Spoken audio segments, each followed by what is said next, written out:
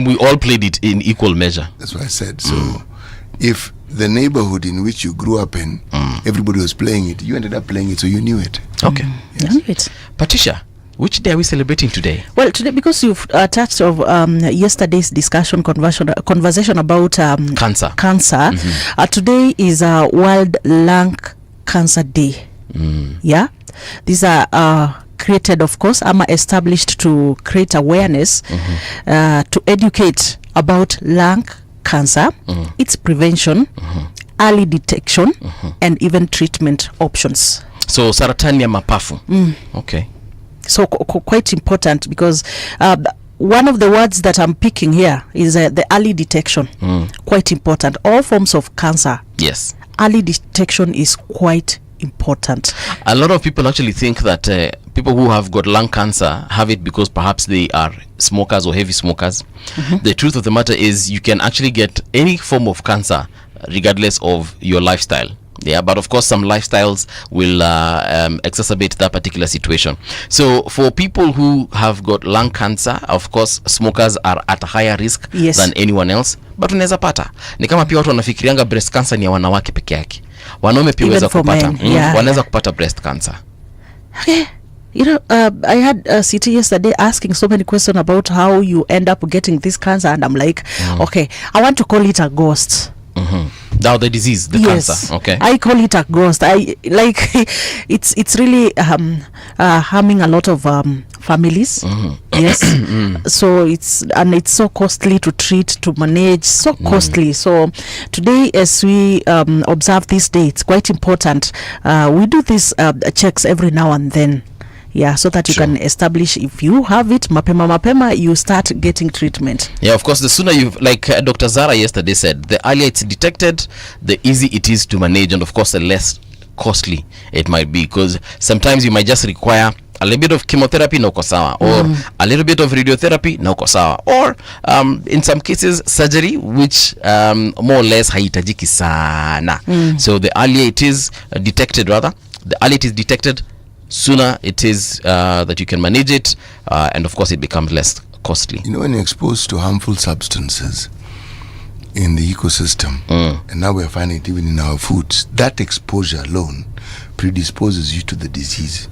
And that's why the focus and emphasis on the preventative aspect of healthcare was being focused on yesterday, because any treatment of a disease is expensive. Some are just more expensive than others. And yet, what is odd is that the prevention is actually very cost effective, but that is something that is not focused on. Yes. And unfortunately, the curative aspect of it has a very strong business element to it. And that strong business element pushes the curative elements of treatment. And that same business element is probably what has fought what you call herbal medication to the periphery. So it's now referred to as alternative medicine.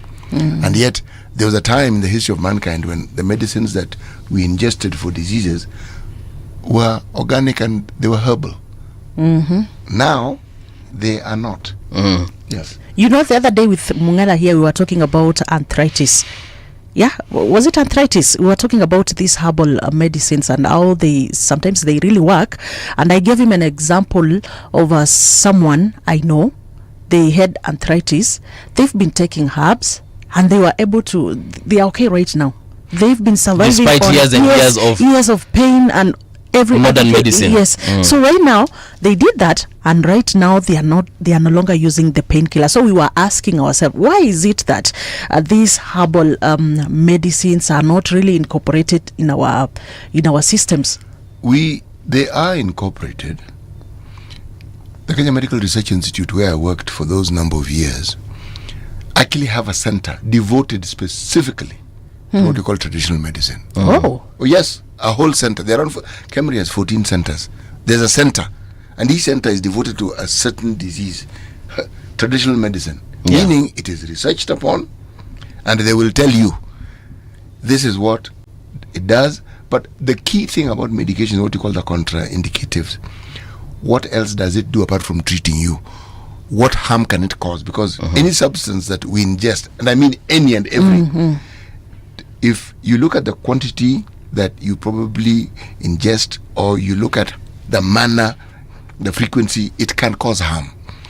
Most herbalists do not tell you this. Okay. They just tell you how good it is, and yet they should also tell you that if you are predisposed towards this, you shouldn't touch this. If you have this, you shouldn't touch this.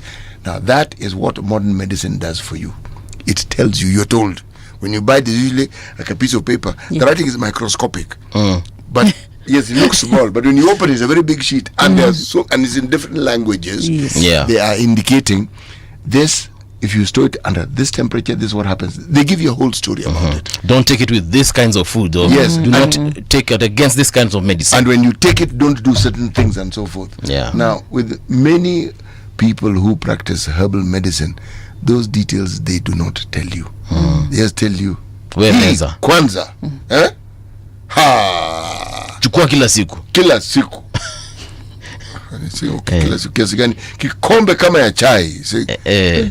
Okay, kikombe ndogo ya chai ama kubwa ya chai. And again, there's this aspect of being. I have a feeling City Muga has into a herbalist. No, look here. I have this one challenge, the challenge of infiltration, by the way.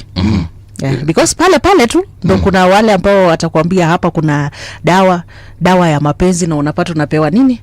Umepewa herbal medicine. So you want to, you're measuring like dawa ya mapenzi na dawa, and this is a herbal thing. Wow. So we'll tutatenga siku tutaongelelea pia the modern medicine, traditional medicine, herbalists, waganga pia what they do. How wana treat shida nyingi, ukipotea uko na kichaa, nguvu za kiume. We'll discuss all of those. So do you have any other day we're celebrating today? Okay, we have the Respect for Parents Day. Of course, it's just a day set aside. You honor and appreciate parents for their love and sacrifices. That is straightforward. And also International Child Free Day. Yeah, observing those who choose not to have children, recognizing diverse life choices.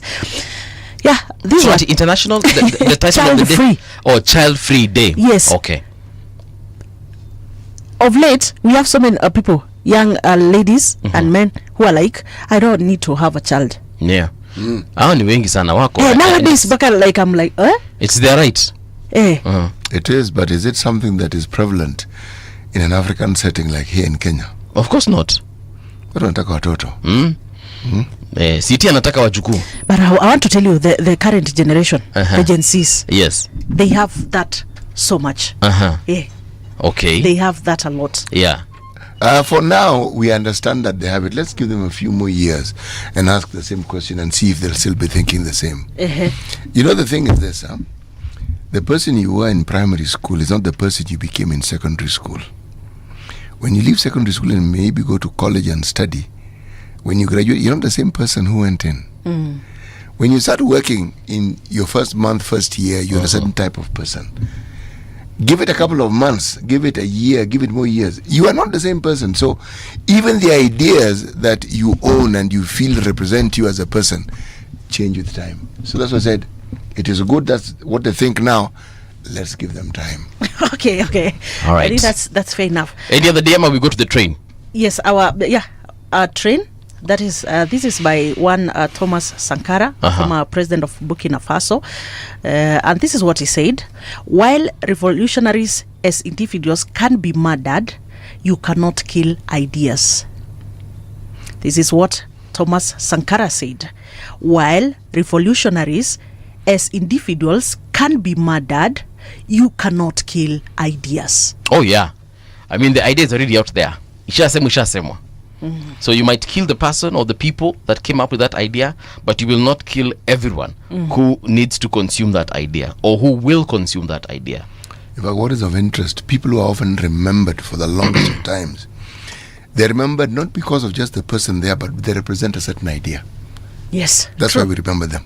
True. For instance, why do you think religious leaders are remembered? Because they represent a certain idea, and it's something many people have embraced and have found benefit in, and they associate that benefit with that individual. Yeah. Yes. So it is what it is. Amazing. I think this is something that we can see all over, across the world. And the good thing is that most of the time, if a revolution has started, the idea has been born. Whether the people are the initiators are there or not, somehow it moves. An idea whose time has come believe me, Yes. it will rear its head, it will move around, it will take action. The issue of rights and what it is that we have in our rights. Yes. We have it enshrined in our constitution. But what you're seeing more and more is people understanding that those rights are real and that they can be exercised. That's now an idea whose time has come. So you tell someone, no, that I don't think that is quite correct. Yeah. Now that is how the whole process of accountability that in our situation is actually enshrined again in our constitution comes into being, and people embrace it. And once people embrace it, these changes we keep talking about come. Yeah. So Thomas Sankara and many other leaders, I wish rather that we had more of those in existence today. Wako ni venye tu pia wamejificha ficha. Some of them are not as prominent as they should be. All right, it's time for us to get on to our news stories of the day. Actually, these are the stories that have been making headlines in the last couple of hours. So in case you missed the news last night, don't worry, we got you. So you can log on to rgk.co.ke and get to join this conversation. Follow so that we can go together. I'll see you. Kenya-Tanzania dispute deepens as EAC warns against protocol breaches. A story by Tanya Wanjiko. Sorry, written this particular morning, and this is what she has written. The East African community has raised concern over new restrictions imposed by some member states that go against the commitments made under the EAC Common Market Protocol, warning that such moves could slow down progress in regional integration. In a statement on Thursday evening, EAC Secretary General Veronica Nduva reminded all partner states that they had agreed to remove trade and investment barriers and allow free movement of people, services, and businesses across the region. She said going back on these promises violates the terms of the protocol and weakens the goals of unity. And she was actually quoted. The protocol explicitly emphasizes that partner states shall not reverse or restrict sectors and trades they have previously liberalized. Yes, so she was referring to the commitments listed in Annex 5 of the EAC Common Market Schedule on liberalization of services. Patricia, I think we had also touched a bit on this yesterday. Yes. Or was it the day before? The day before, even yesterday, it was just all over the newspapers. Right. So a couple of businesses Kenyans have, and I think it's specifically Kenyans, if I'm not wrong. I could be wrong on that, but I think it's specifically Kenyans that have been prohibited to perform certain tasks or businesses within Tanzania. We saw businesses such as mobile phone repair, hiyo huwezi fanya, insurance brokerage, hiyo huwezi fanya, among others. Siti, do you feel like perhaps there's a message Tanzania is trying to pass to Kenya? It's not so much a message. There's an economic term for it. It's called protectionism. Okay. When countries need to protect their own human resource and labor force and their own productivity, what they sometimes do, we see it in the realm of exports and imports. They will restrict importation of certain goods so that their own people can produce it. Let me give you an international example. The Japanese rice farmer is protected by the country of Japan. You can export rice to China, but the taxes on that rice, Ni norma. Meaning they are protecting their rice farmer. Okay. So that farmer gets to profit from it. Other countries, when they want to protect or they want to stabilize their prices, they dump food into the ocean. They produce and they dump. Wait, when they want to do what? They want to protect the prices of food, and they've overproduced. They literally dump it into the ocean. It is thrown away. Yes. Why can't they in some cases not donated to people who are hungry in other countries? They can, like but for they instance, don't. Well, it depends on who wants it and who knows about it. All right. Like for instance, this sugar we keep hearing and the scandals around sugar. Most countries who produce sugar like Brazil, this sugar that we like here is residue. It's not the most valuable part of the sugar that they have. So it is something that is almost zero rated, so you can get it very cheaply. All you need to do is pay for the freight for it to come. Now, the other thing that countries do, the developed countries, they pay farmers not to produce certain things so that the market is not flooded. It's protectionism. Okay. It's just what people do in order to ensure that either the things that they produce are consumed by the people within their country, and people who probably produce the same things better and cheaper are prohibited or are given a very difficult time. It is not unusual whatsoever. It is something that has happened for the longest time. It is just that many of our countries have not understood the need to protect their people. Tanzania is protecting its citizens, and it is their right to do so. All right. Now And that I think, well, I think maybe they would have done this better. Well, How? I know, like in our country, there are so many times, of course, we have hindered people or blocked foreigners from doing business in our country. Like, you realize the taxes that we charge them for doing a business here in Kenya. You are a foreigner. Of course, the you are taxation is quite higher than a Kenyan citizen. So now, for the Tanzanian people, like they would have just raised the tax on people doing business in such areas, because the approach, I think the approach is the problem, how they put it, and specifically for Kenyans. There are countries where to do business, their law requires that you must have a partner who is a local, and they must own a certain percentage of your business. That's their law. That's okay. All right? Yes. Now, Kenyans probably don't mind people coming to do business. You know why? We are an extremely competitive lot. how so? In this sense, look at people who've tried to bring in their businesses into the country. Let's talk about something like, I'm going to mention one just for the sake of it, ShopRite. Okay. It's a South African company. Yes. And others came in. They couldn't survive. It's not that they were not allowed to do business. The way Kenyans do business and the competitive nature in which we do business, if you want to come, we allow you. Look at the current supermarkets that we have right now. Okay. Many of them are not local, but they've found that there's a market here. They are competing with other local businesses. Some of them are bought into local businesses. Okay? To understand it, you need to leave Nairobi and go to Thika and go beyond. You will find supermarkets that don't have these big brand names, and they're thriving just as well within the localities. That's the competitiveness that I'm talking about. We've understood it. Remember, Nakumat, which collapsed, was a Kenyan company that was in East and Central Africa. I remember once I was doing some work in Western Uganda, Mbarara. You can imagine my surprise when I saw Nakumat. I said, hey, but that's not the only thing I saw. I saw KCB and I saw Equity. I said, goodness. Do you see Ugandan banks here? Do you see Tanzanian banks here? Now you see my point. Okay. Yes. The ecosystem within Kenyan businesses thrive is extremely competitive even among ourselves. So when you export those ideas outside, it is very easy to make those whom you're doing business feel that these people are going to overrun us, because it's something we do. Kenyans are not afraid to do business. They're not afraid to work. Okay. If you're paying them, they will work. Now, it is our work ethic. We understand it. When you export the ethics somewhere else, we sometimes disturb our neighbors and friends with the way in which we do business.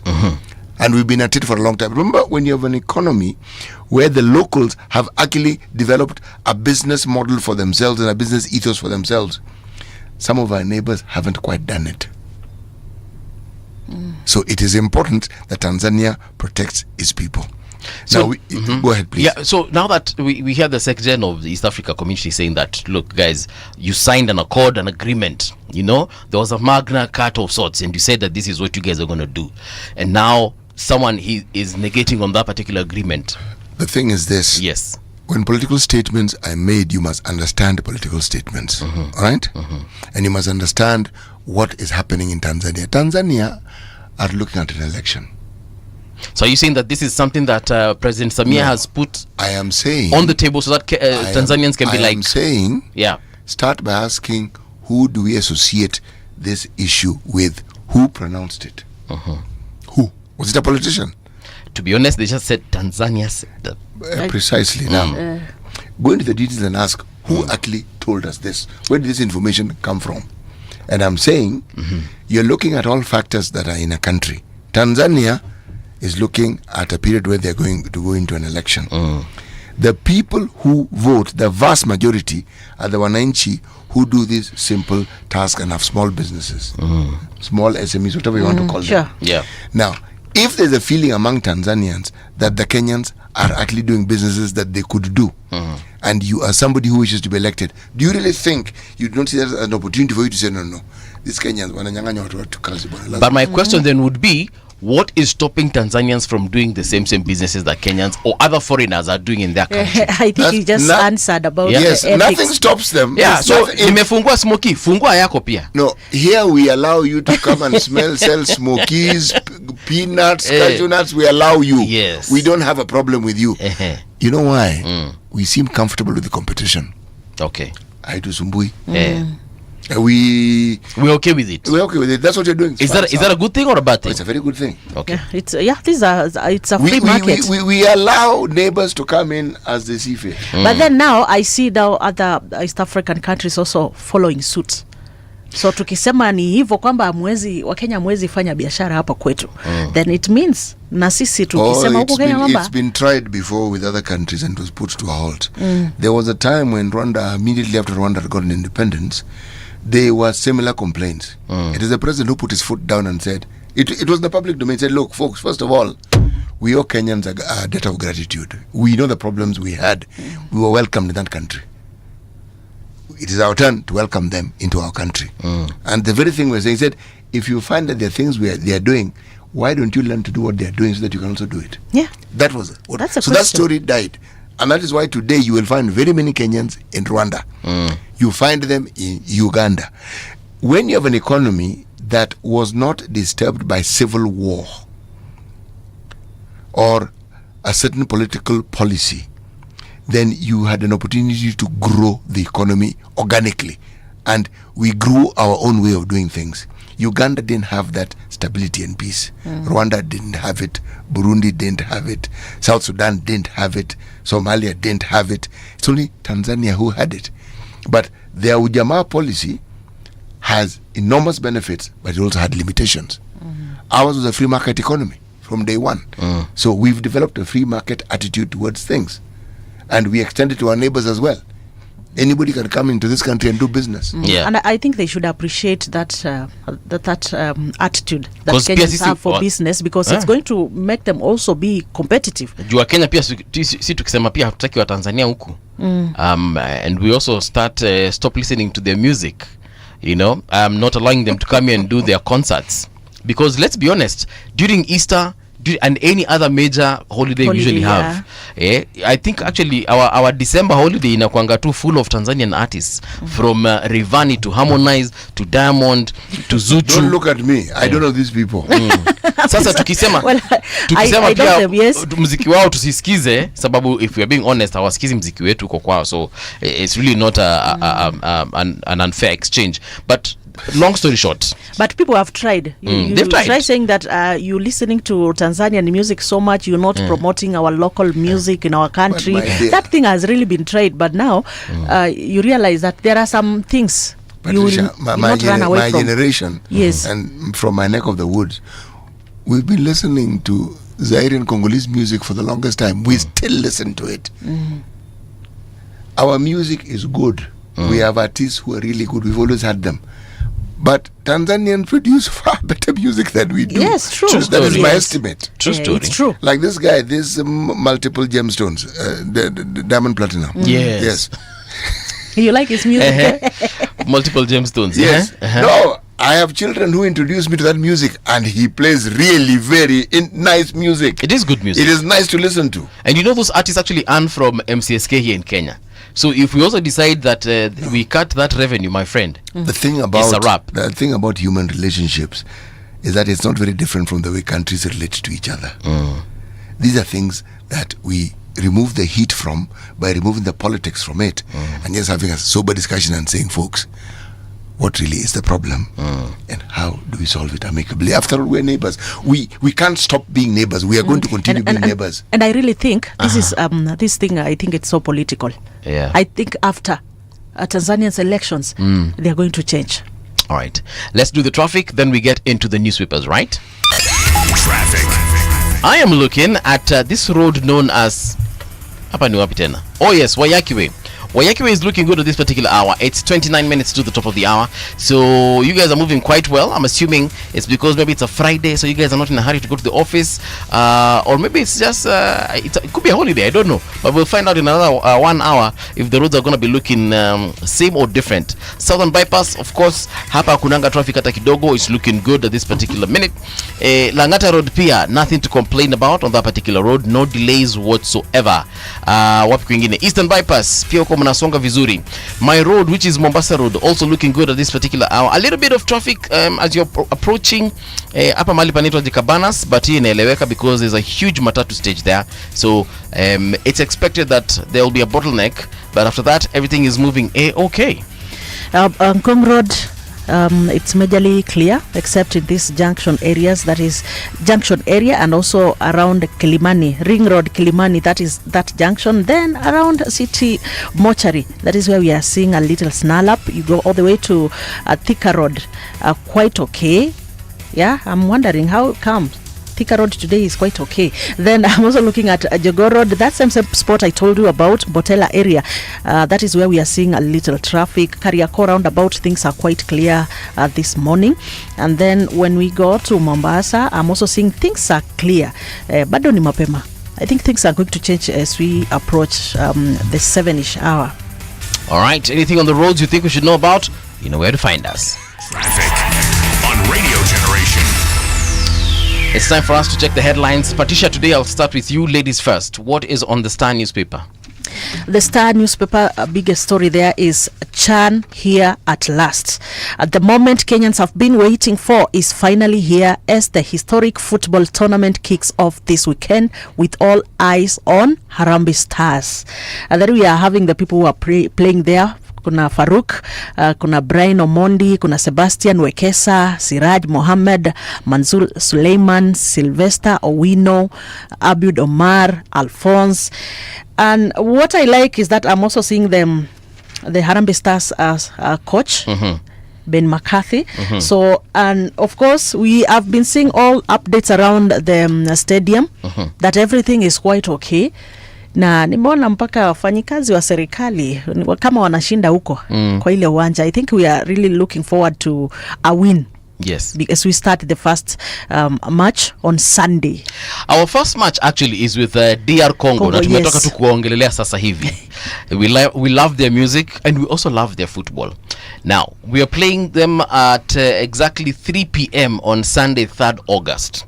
However, the first game is being played tomorrow between Tanzania and Burkina Faso. Of course, it will be played in Tanzania before we come to Kenya. Also, another match worth looking at, Morocco, one of the, what do I call them, the bigwigs in football in Africa. So we have Morocco and, of course, Angola, also a team that we should be looking at.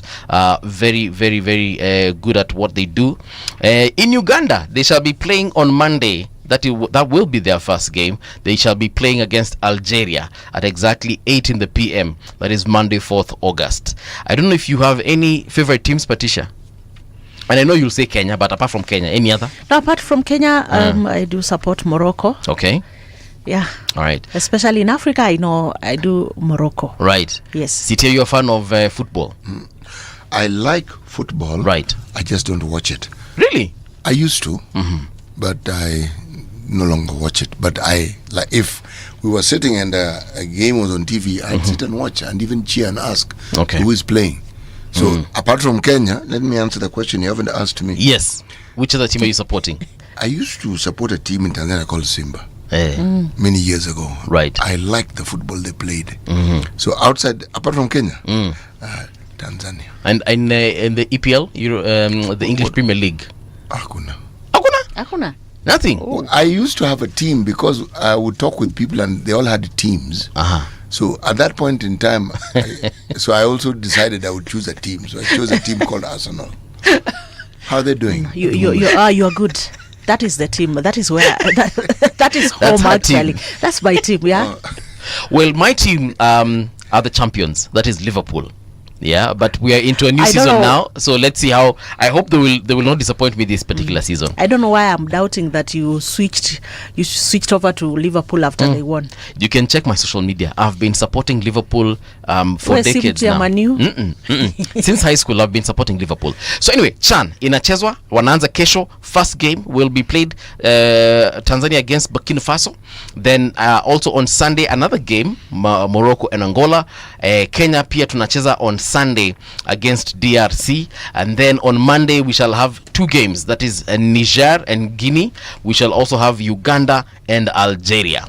Now wameshafika wote, they've already settled into their camps. They're now just warming up, getting ready for the action come this weekend, and this is going to be moto. So I don't know what you guys are up to, wherever it is that you're going to be watching this game. Please make sure whatever happens on Sunday, we are all supporting Kenya, regardless of our issues in football, in politics, lazima to support Kenya. The other day we had one of the directors, board members of FKF here, and of course he said how they are really prepared in terms of security. You know, in Kenya we have had history in bringing chaos in but that is for local matches. Yeah, for local matches. So for this one also, I'm talking about issues to do with security. Yeah, you realize a game has been played. Yes. On your way home, that is when you meet a lot of chaos on the roads. So right now they said the issue of security is well looked into. Everything is set. So we just need to go there. Let's support our team. Do you think we'll perform good against DRC? Well, DRC, they have an history of being good in football. Yeah, they have an history. Yeah, but then I do believe that our team is also quite prepared, because they said they are quite prepared for this match. Right. City umesema watchingi ball, lakini do you think we'll perform well against DRC? I really wish our team well. DRC, remember, one of the things in history, they were among the first African countries to actually qualify for the World Cup. Yes. They performed dismally. When they qualified, it was said then that their president, Mobutu Sese Seko, gave everybody a Volkswagen. Wow. When they lost you 7-0, they lost you. You'd actually think they were playing a different game. Yeah. If you look at just the losses and the goals scored against them. It is said, my memory is a bit hazy here. The Volkswagens were taken back. Mobutu. Aya. Do you know another team we're going to be facing that is equally, let me say, bad? Wakona ability ya kutandika vibaya tena sana. So on 7th of August we shall be playing against Angola. Man, those fellows play some serious soccer. Yeah. So we shall be playing against Angola, and I do not know Look at how this game will go. Yeah. We actually have talent. All right? If you look at our sports and the manner in which it is managed, team sports in this country tend to have a problem. The problem is not the team, the problem is the management. Okay. People who officiate over our sports are more important than the sports personnel. Unfortunately. Why do you find it is that every so often some sports organization has a scandal? Because these officials always tend to give themselves more importance than the people whom they manage, and the people without whom they would have nothing to manage. Yeah. True. So remember, we even had a sports fund set up for these activities and others. Hey, that's a completely different story. Okay. But if those who oversee our sports could understand that the welfare of the sports individuals are more important, we would perform well in everything that we do. Yeah. And also you need to understand, Mungala, that the uptake of football, those games in Western Africa, I think they really took football, soccer seriously. Very seriously. Very. And like here in Kenya, it's like ndio tuliamka tukaona, an afterthought. Yes, like in Kenya actually it is an afterthought. In West Africa, they have academies for football, tuanze hapo, so that when you are young, at a very young age, you join that academy. The moment the talent is seen, it is sent to a place where you find it's fine-tuned. You study. You asked me about technical schools earlier on. Yes. Those academies are schools. You do go to class. Okay. But you spend a lot of time fine-tuning your football skills. That is why you find that region of the continent has more players in Europe than the rest. Than we do. Than the rest. True. Okay. Because they have a place where they incubate these talents. Okay. Yes. So very quickly, let me just give you the other days that Kenya will be playing. So Sunday 10th August, I said we'll be playing against Morocco. Na mnajua hawa ni African champions, wanaweza katutandika vibaya tena sana. Pia kuna siku tutacheza na our last group stage game shall be on the 17th of August. We shall be playing at 3 p.m. Tumepatwa time poa. 3 p.m. is good. We shall be playing against Zambia. Yeah, the last time we met Zambia walitandika 2-0. Yes. Believe me, if those managing our sports do good by the players, you'll be shocked at how well we will do. Okay. Let's see how that goes. City, what is on your neck of the woods? There's something here. This is interesting. Remember, we were talking about the death penalty. Yes, we were. Okay, and we're talking about the gentleman who was on death row in Saudi and was set free. Abdul Karim Munyako. Kabisa. Then we talked about Margaret Nduta. Oh, yes. Who has been on death row. She's the one I was called in Jerry. Yesterday. Yes. And I said she was in Malaysia, but she's in Vietnam. No, actually. she was in Vietnam. Yeah. Now, she is somebody who has had the good fortune shine on her very brightly. Vietnam changed policies. Drug traffickers in that country, immediate death sentence, meaning there was no ifs and buts. They've changed the policy. Now you get 40 years in jail. So she's no longer going to be executed. But she can also plead for clemency from the president. All right. And if she gets it, she can be set free. So now it leaves room for our country to actually plead for that particular case. We now have a